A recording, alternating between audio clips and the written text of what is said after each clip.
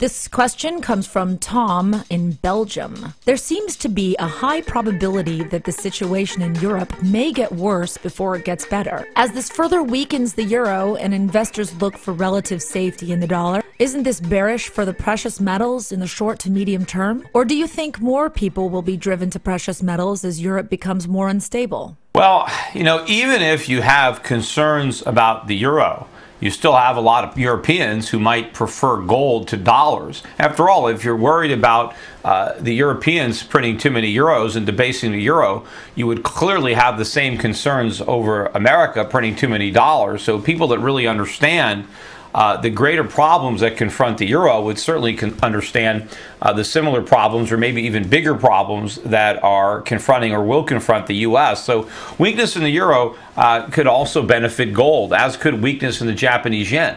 Americans aren't the only people who have to be concerned with inflation and currency debasement.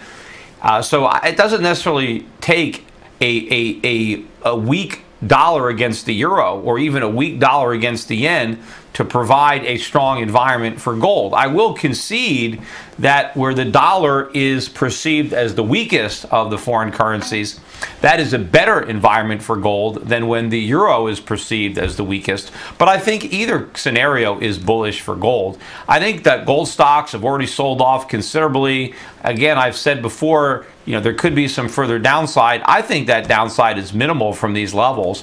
I think the weakness in gold stocks is indicating to me a lot of pessimism built into the gold market. A lot of people are anticipating a big drop in the gold price. Therefore, I think it's not very likely to happen.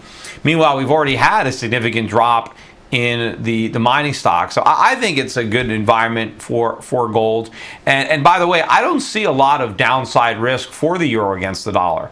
I think that the only thing that's holding the euro back from an explosive rally is the problems they have.